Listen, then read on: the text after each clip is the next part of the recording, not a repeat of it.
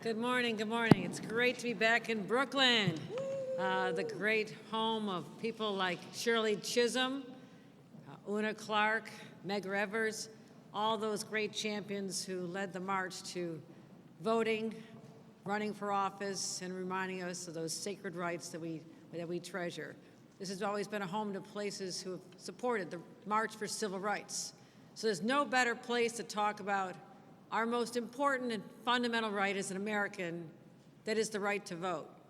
Now, with early voting officially underway, I'm here to update you on our ongoing efforts to uphold the voting process, voting rights, and the voting safety of all New Yorkers over the next couple days, 8 days, and once the polls close. Let me be very clear about this. This work is nonpartisan. It's not about who you vote for. And as governor, it's my duty to protect the right of every citizen to safely participate in our elections. It's a solemn responsibility and one I take very seriously, as do my partners joining me here today. And I want to acknowledge the incredible work of our Attorney General, Tish James. You'll be hearing from her momentarily about her efforts to make sure that these elections run smoothly and the action she's prepared to take in case of any situations that arise. I want to thank her for always being a champion for New Yorkers and a tremendous partner in government.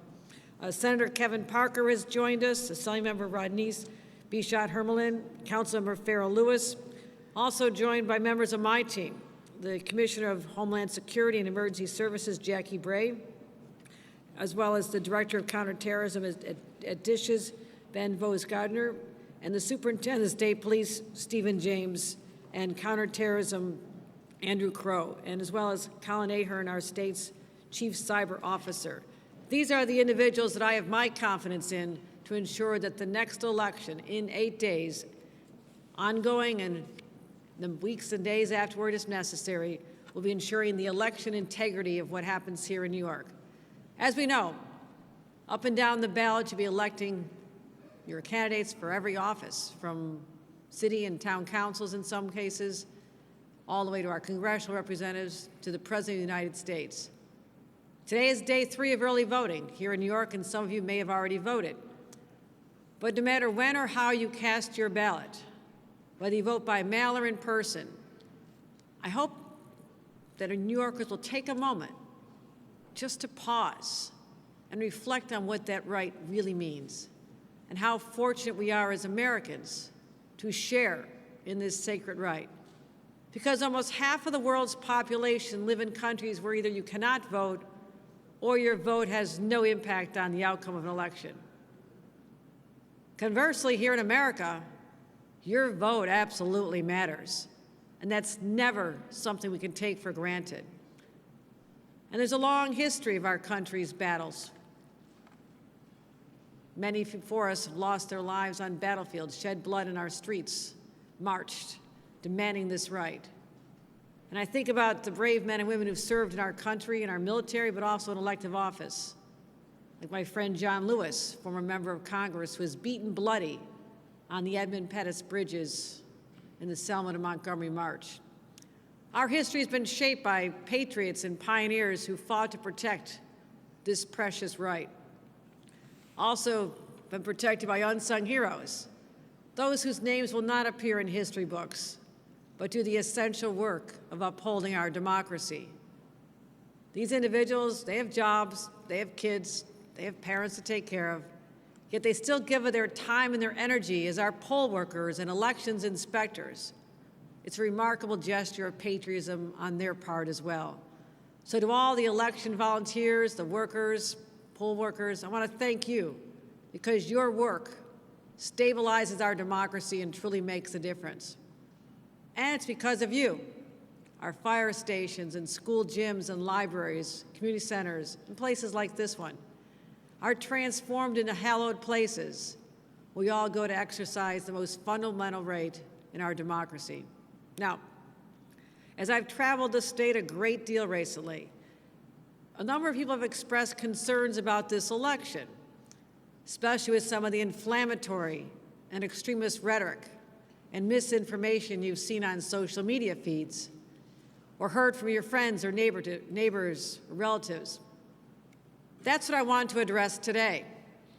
I'm here to assure you that we have measures in place to ensure the election process runs smoothly and safely for everyone. New Yorkers should be confident that no matter where you live or where you vote, you'll be able to cast that vote safely and without issue.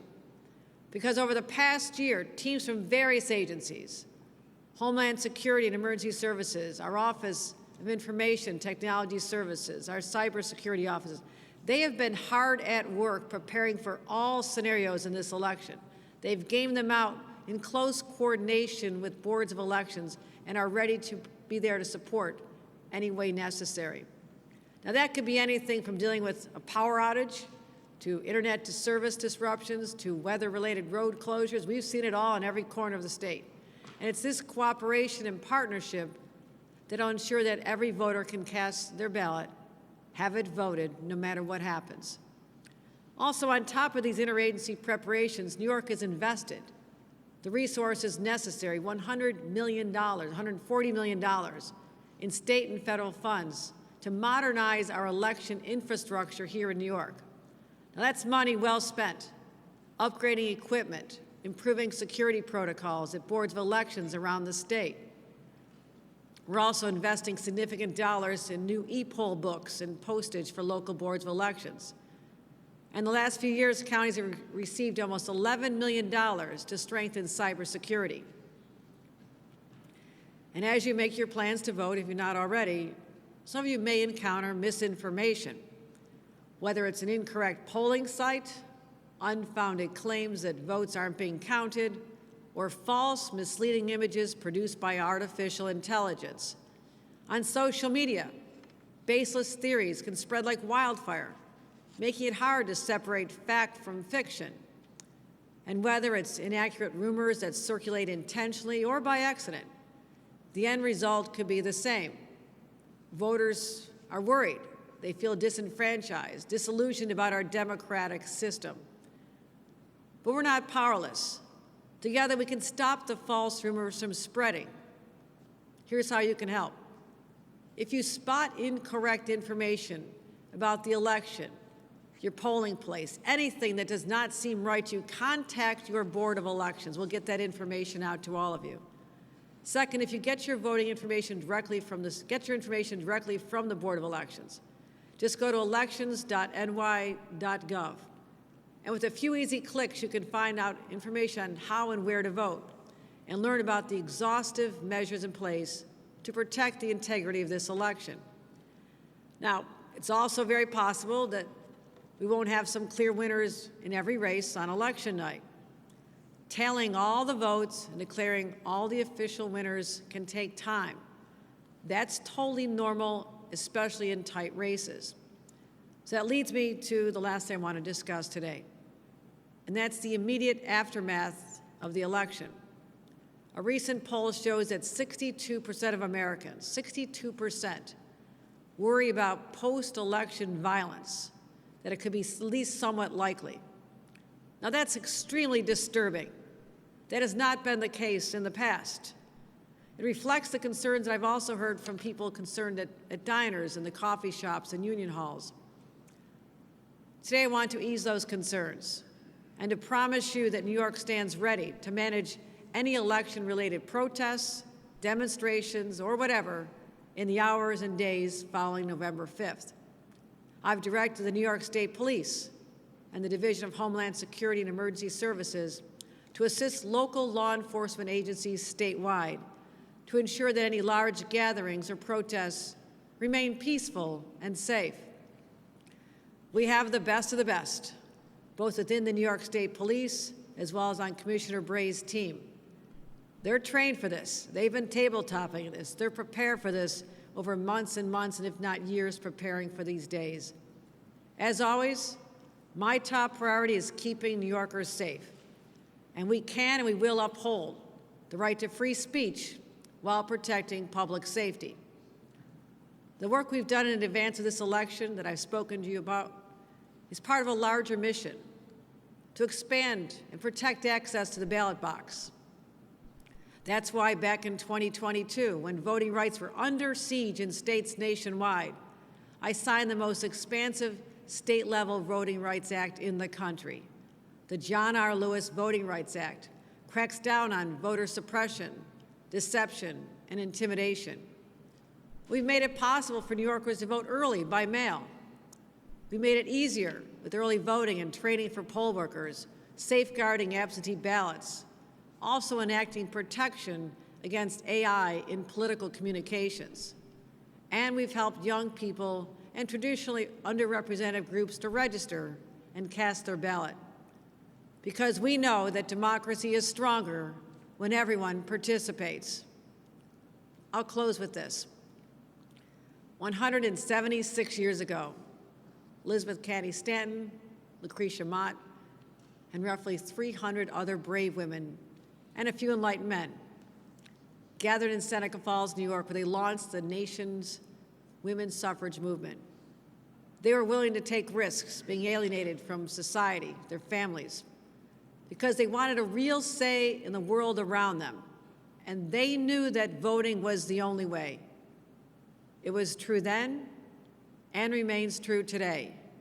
So I urge all of you to get out there, make your voices heard, honor those who fought this fight for decades and if not centuries, and do so with the full confidence that we're ensuring that your access to your polling place will be safe, easy, and accessible.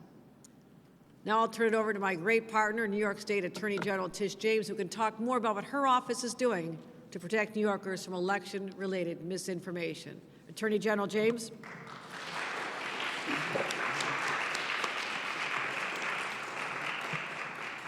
Good morning. I want to thank Governor Hochul and Commissioner Bray and all of my partners here today for ensuring a safe and smooth election process for every community in New York.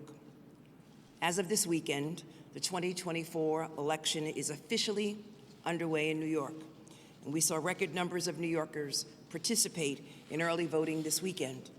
Already, hundreds of thousands of New Yorkers have cast their votes. And over the next week, we anticipate millions more, including many in this very building. New York has a long history of free and fair elections, and this year will be no different. But we know that tensions are high, and some of you might be worried. So I want to take this moment to reassure you. My office, along with our partners at the federal, state, and local level, have been preparing for a smooth and safe election. And I want to be clear, there are no active issues or threats at this time. But we are here to make sure that New Yorkers know we are still prepared and taking this very seriously. My team has made it a priority to ensure New Yorkers have the information and resources they need to vote, including to know what their rights are, to combat potential misinformation and disinformation, and to create a coordinated plan for election protection with those partners at every level of government.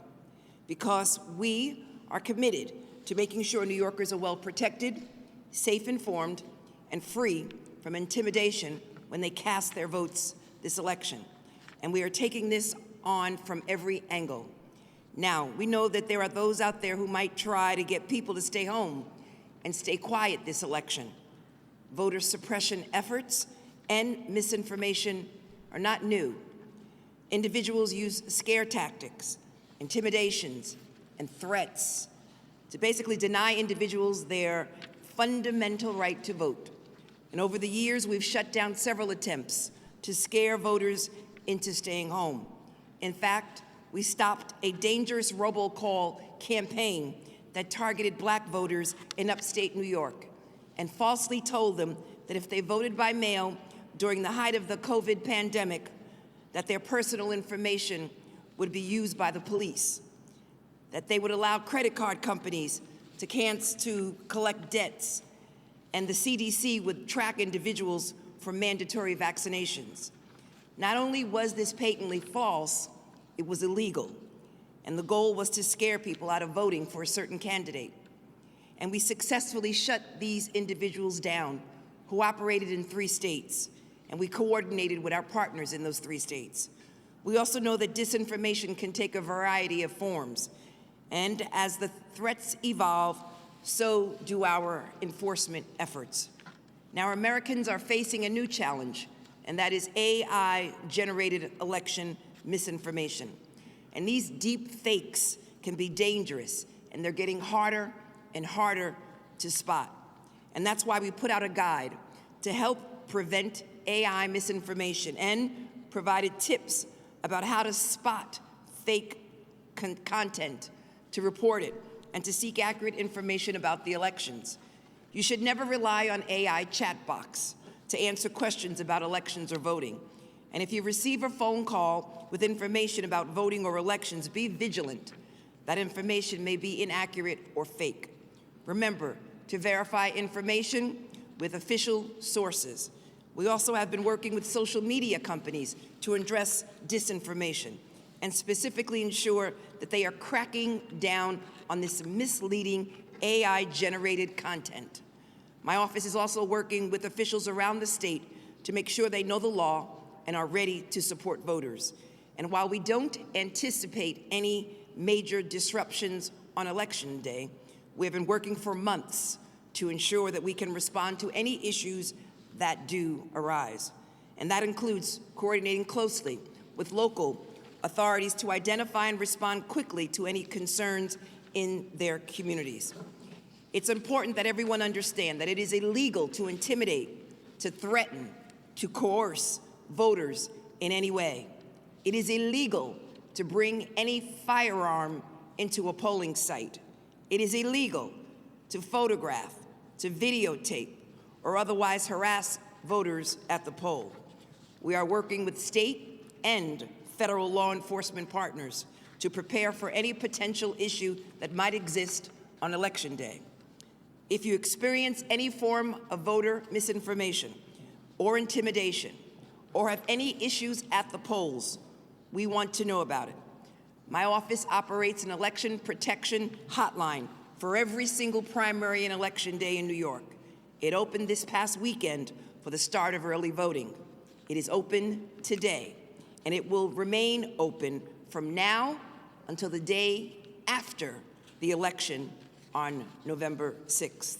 We have attorneys and other experts available to address any issues that you might encounter. And you can contact the hotline by calling 1-800-390-2992. Again, 1-866-390-2992.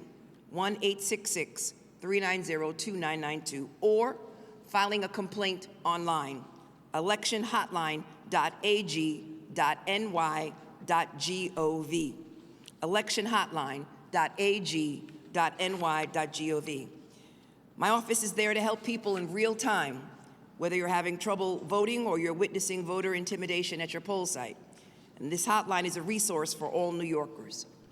My final message I want to make very, very clear. Your right to vote is fundamental. Your right to vote is sacred. Your right to vote is constitutional, and I will not let it be challenged or threatened, no matter who you are voting for or how you choose to vote, whether by mail, at your early voting site, or in person on Election Day.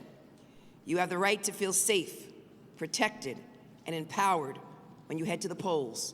And my office will continue to do everything in their power to defend your right to vote. This is going to be a safe, free, and fair election in New York. And I hope you will make your voices heard at the voting booth. It is your most sacred democratic right. It is your voice. It is your power. Please vote. Thank you.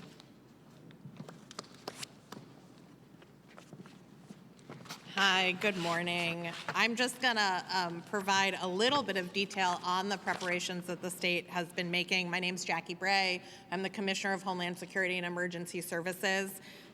Certainly want to echo what both the governor and the attorney general said. New York's elections are safe and secure. They have been safe and secure for many, many years, and this year will be no different. We have put measures in place to ensure that the process runs smoothly and safely. Since 2016, New York State, the State Board of Elections, our federal partners, our local partners have held 23 tabletop exercises in order to test and train our election security, our election cybersecurity processes. Under this governor's leadership, we've expanded best-in-class anti-virus software to all New York State counties. That software extends to all county boards of elections. We have regular calls. In fact, they started several days ago, and they will go clear through the election as voting is underway. And so every single day, our partners at the State Board of Election, at law enforcement, at our cybersecurity teams, my teams are on the phone checking in, confirming that everything's running smoothly. That could be from, a regular maintenance power outage all the way to something that's unique or new or specific happening this year. I also want to talk a little bit, as the governor and the attorney general have, about what we can do about misinformation or disinformation. Misinformation is just inaccurate information. Disinformation is information that's used in a specific effort to mislead. And these are really rumors that get shared online. Often we are finding from foreign adversaries. And one of the things that New Yorkers can do, and that I would just ask everyone to do, is to not share posts where you don't know where it's coming from.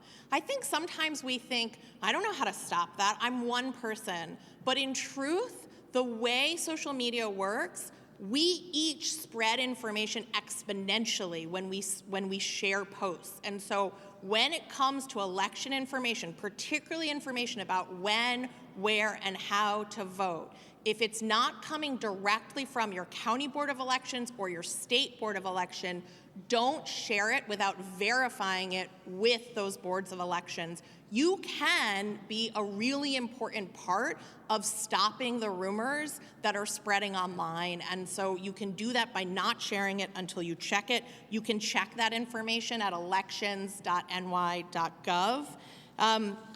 And I just want to, early voting is starting. New Yorkers are voting. Over 705,000 New Yorkers have already voted. It's going to be a historic year. And so certainly want everyone to come out and vote, but really just want everyone to know that we are prepared. We have been exercising and training for the last 8 years. We have the resources, thanks to Governor Hochul, out ready to deploy and already in place. None of our voting machines are tied to the internet. All of our voting machines are best in class, and so New Yorkers can feel safe and ready, and we are prepared to maintain that. Thank you. Thank you. All right, I want to thank our speakers. We're going to take everyone off stage, and the governor will come back to do a little bit of question and answers after. Thanks, everybody. Thank you.